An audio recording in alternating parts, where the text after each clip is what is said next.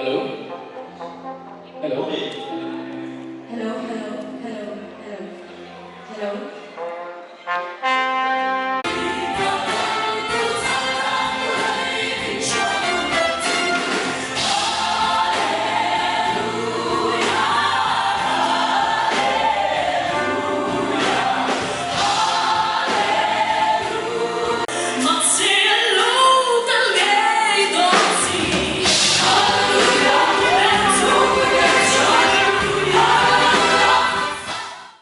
Oh, Gracie.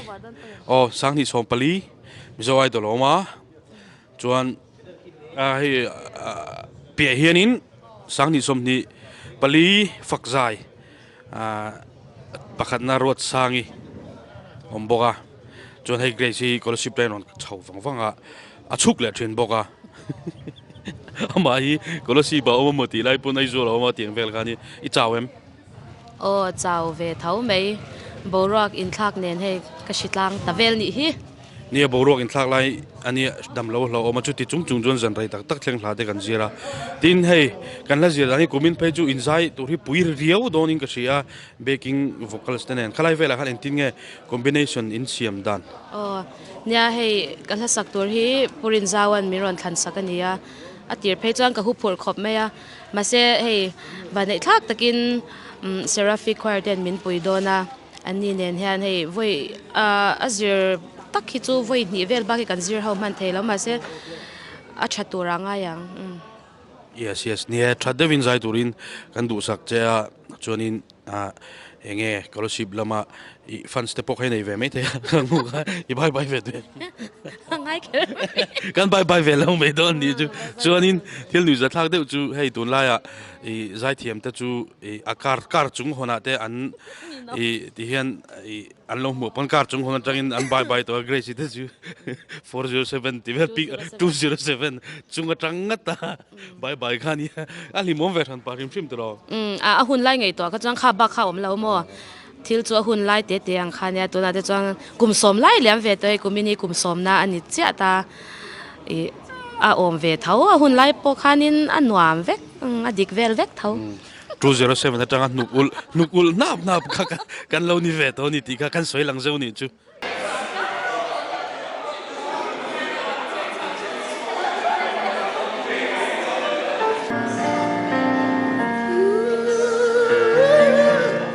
Thazual Award pualin camera hi sa pariat vel kan hmang dona chu hei a pahnih tur ten nia hei hi kan camera kan crew I mania kan kom lokang ha thak me le Ha thak vak lo nuam don em nuam don tu phur to em pure alo mo me u se ba nia delta like khoi tu pa tur nia hei ma hi enge amoy don em hei pui theyang ber zong an ti dona mu nom viawang ani hi Thazual ti pui tu nia light nal deu ten on play thina kata a khoi tu pa ber khani hei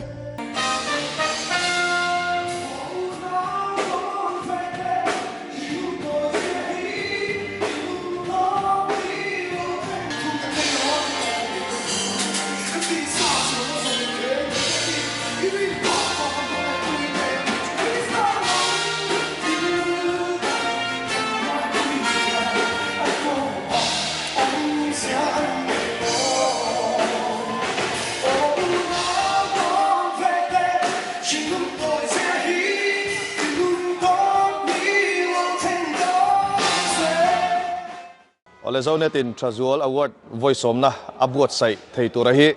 alomom kan tia phurom kan tia warning crisis hey ansem tira tangin ke ni pokon la tel vengat ngata kumin phei chu phurom le zual kan tia hey andu sakna kan changa kan zai don le ngala kan lom hle a kan ngai lu tak zeta mi pui te pon lo thlir tu te pon in ngai lut ve nge kan be se ya mu no min ti nge po kan be se ani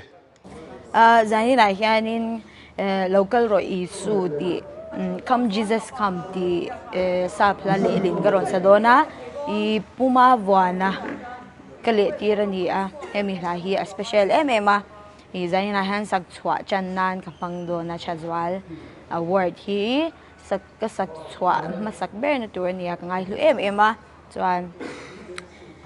tinule ti takzeta chong China ne mi lo ngai thak sectoring ka som ngai bok cheu ni laka in zirlai pe chuanin atilama pe ka chuanin hemi Thazual la kan zir khan ami zo tong phana lo om lo ni khang ka sia chuan asap tong te khain lo zir nok nok ka chuti kho pathar lam chu ni mo nya o tharlam khop mai kan zir lai hemi kan zir chan po hianin I asap la te pon kan lo sa nok nok ka chuan an le zo ve le mi zo in kan zir le ania la tharlam khop mai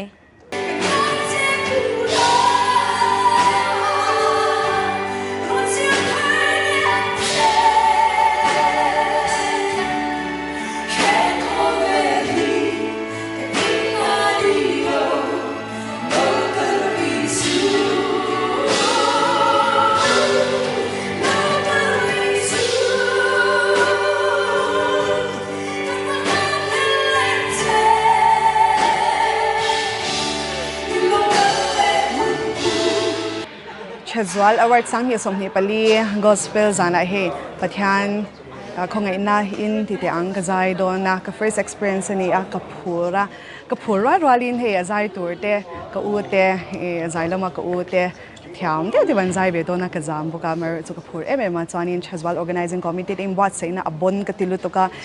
sound team te an cha a chanin sound engineer lam an team te an chaboka chani he stage te po hi anom do na zaina Yanin beautiful day kasale dona arrangement dang laking karon thak dona nal point ka base ya chanin nom takin Thazual kan hon ka base boke kalame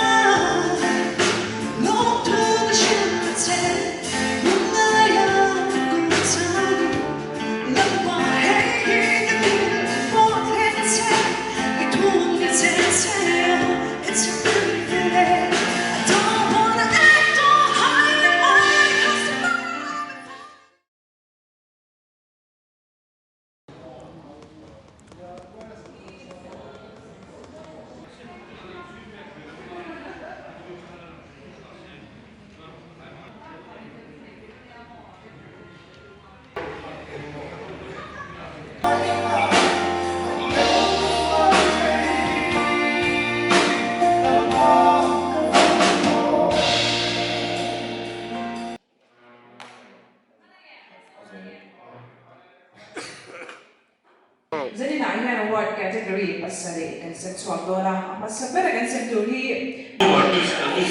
Samder menga Ilet lo uzo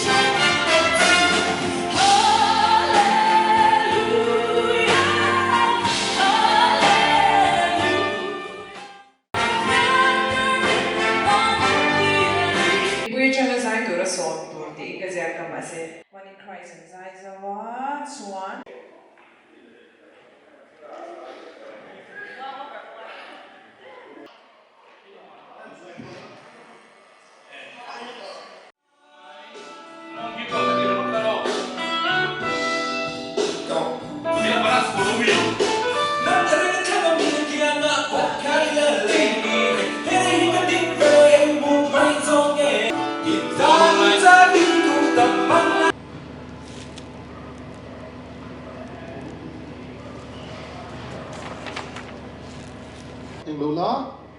you pay don ya on. Lom to say, I know. follow I don't know follow can follow selang Hemi transit ahead engam is saying again. Ya pay no what to know more. Loma to over to the hand one can to mga join can go so pen he katan ni maya like ngai lo ta kan ni maya ka fu make a stage shooting so let me tala this one at some soup break and go to me dona ta hen stay tala tro female artist ka ta kan hian ipong nga Youth Icon 2024 sang liền là gần số mấy. Cái thứ các mình lâu chân bùi dễ là ngay camera con thì anh tí đồ for khai dễ cái bùi mù dễ năng mà kami chân tu for online tri à bắt gặp page lăng đôn tu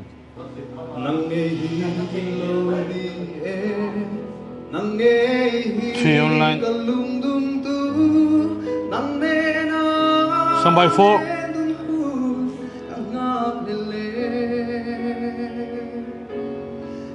for online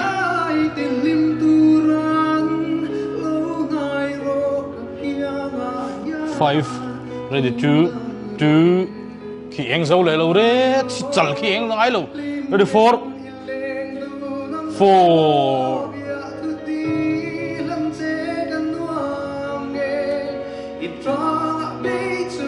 one online ready two ready three online some by four chase gặp ma chị khán 4 2 3 mà trẻ mà chuan hey tu na hirin rehearsal kan nei mek a na tu zan so ni to do na eng kim hi apa ngai tak tak to kan kalpui to a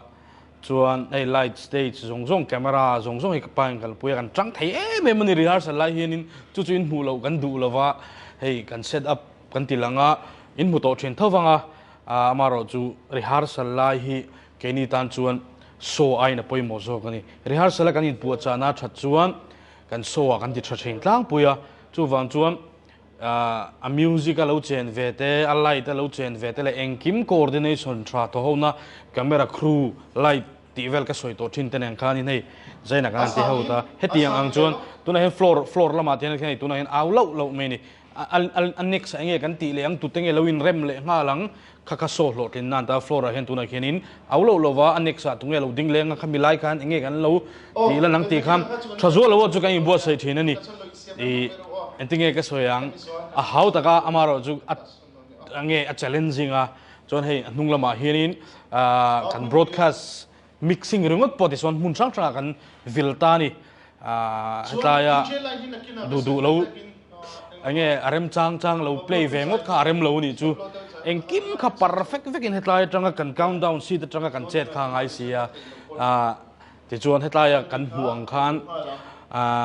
pakata zai zawa a zai chungin alang lo lama remanga a so sequence kha a pacing kha boi mi lo kal pui kha ngai ni kha zaina han kan ti china kan tang khop meya kan ti dik lo om thei te kan ti sual om thei te kha te kan soi ho lenga bana kan soi ho lenga o chu tuna soi ang chuan artist tan ani me pilama okay mani ho tan tak tak ani rehearsal chu soin sual nok artist ani ai ma in a crew zong tan rehearsal poi moni chumi rehearsal kan nei that chuan kan so tha thina ni dikha kan soi zok ani chu in kan en hau zel don ni kan set up sang po kan en hau zelang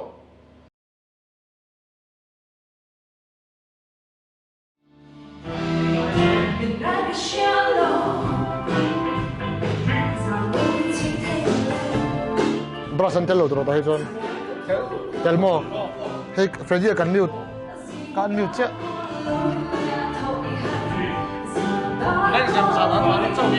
mo oh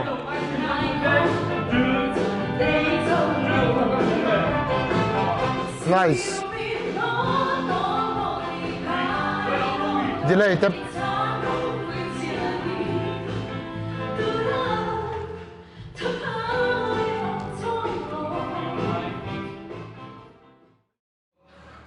xem pui voi kan rehearse kan nei chia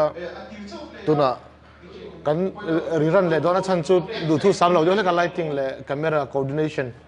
chu positioning te kan thla ka nga enge an don control wa chuan lam an ombuka lam ten en khian hei tin nge tle ma in synchronize tur tam de le ka wang khan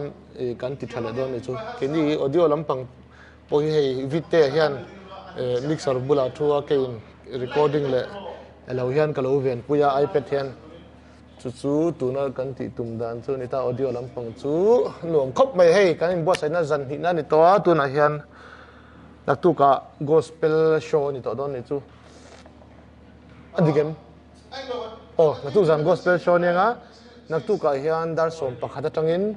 gospel ho kan ran thru le vek don dar som pakhat thuna atangin dar som pakhat choi tu te pothe kan cha veka hnunga po sorin hunga so kan choina noya chuan atuk le a khan leng zem show ni don awangin dar som pakhat vel train kan than leng chu ti chuan kan show kalpui dan hi boi anuam kan boi boka nuam boka keng vel chu ni soi tu ratama hey cue sheet kan nei veka ti hian ni po da song song kha tu da hian siampui kan than le don chia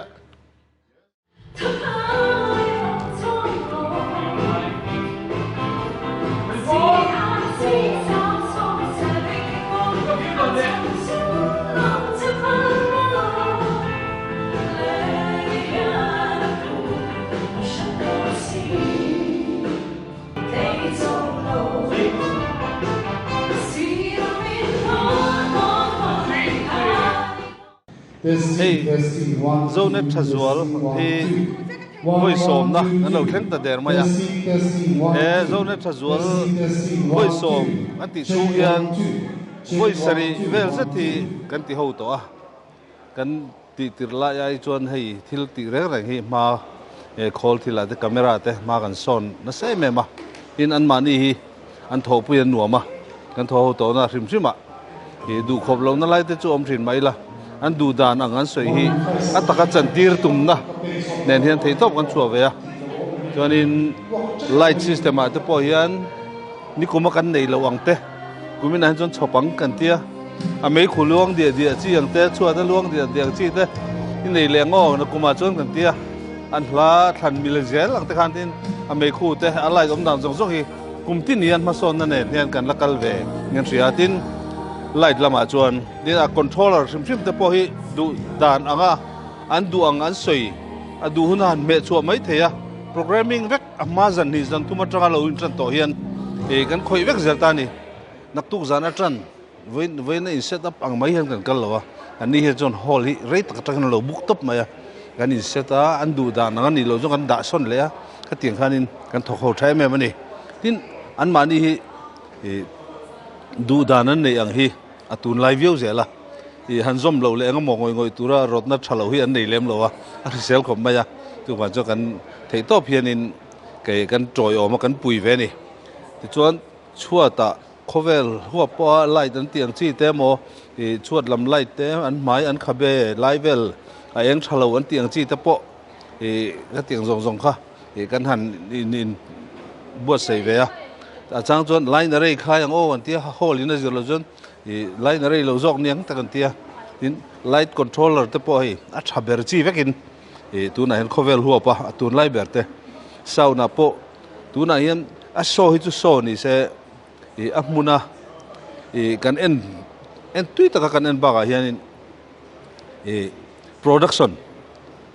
YouTube pa te local channel ate ania tuna helaya local chumi te local TV an live don tiang mai ni to lo hian khoweli na thlir to wang hen production akan uluka helaya a main mixing console kan dang anga tha chi kha production hen da nga ya chu tiang te te jon microphone hi nikuma chu kan mang to a kumin chu athar neng o kan tia chu tiang zel jon thil thar hi he zone Thazual awanga kan nei pha te hi zorama kan zai thiam le kan mi poimo te hian an hum phak ve turian sop chua chak na hi min nei tir ve thina ni TV kan en le a mu nom kan ti kum le a jon chu nei lengo ti chak na te kan nei pha thin ta ni monitor system anga te po langmang lo hian duwa te thasi an duwa chunga te jon slim tok te da reu ro lo mi te hlia lo turang chi hin khovel huwa pa monitor tha te kan chopa tin chu tiang box po ni mai lo han in ear monitor ate kan kal to a in ear an tia zai tiam ten a hmuna beng cheng mi alo stage te beng cheng lo a khor rui maya wangai thak ve tur point kan tui phalo leklak jok ani ma se chu chuan a zai thiam ate kan nuam lo an ti ni lo nuam an ti zoka in ear a anin chopa nuam an ti jok ta ni tin hey drum set te po kan an da a khovel huwa pa drum set tha kan chop lai khanin heading stage lian vak lawa khanin beng cheng si lawa chop tur hian hey kan drum set kan enanga chunga chuanin drum seal kan huwa ta chu khovel huwa pa tha foreign thangat India ram an rem khom chop pon ni ro kan drum seal te kan vuat to guna pe jon drum seal ong mai abul loka poin vakalila drum set so ar pakhuang bengong ena an siat tiang deuh leka ham boy boy ang lekhanin abula so an volume ti mai tur khop son area na se mixing ti boy lawin hola hen nuam takin om tani chu tiang deuh chon in ma son na sang sang nen zone Thazual kuna kan Inbuatsaihna ni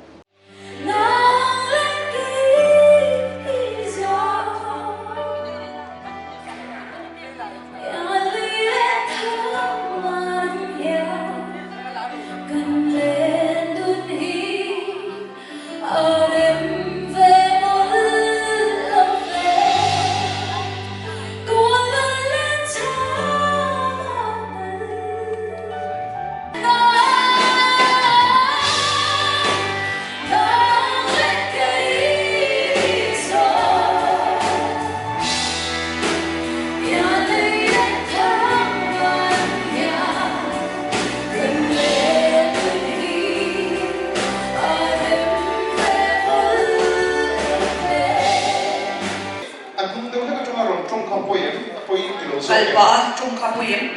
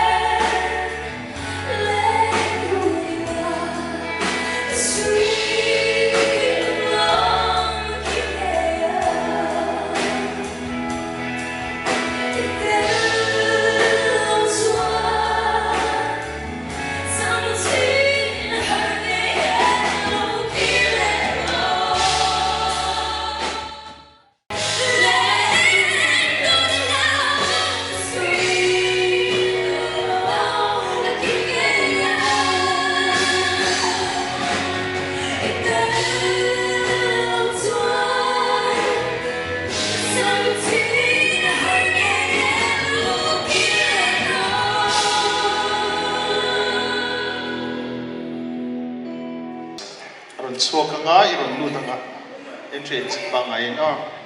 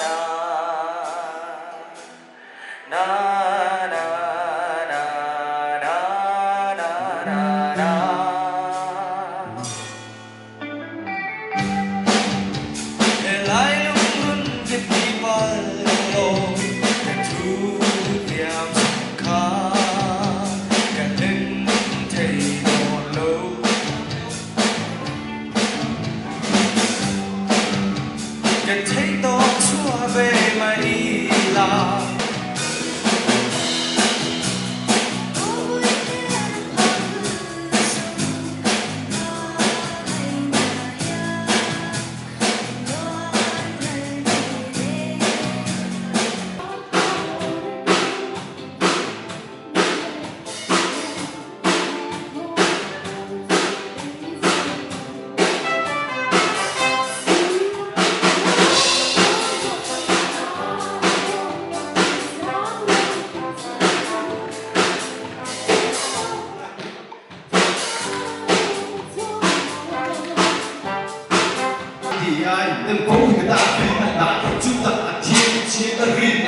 Hãy subscribe cho kênh Ghiền Mì Gõ để không bỏ lỡ những video hấp dẫn.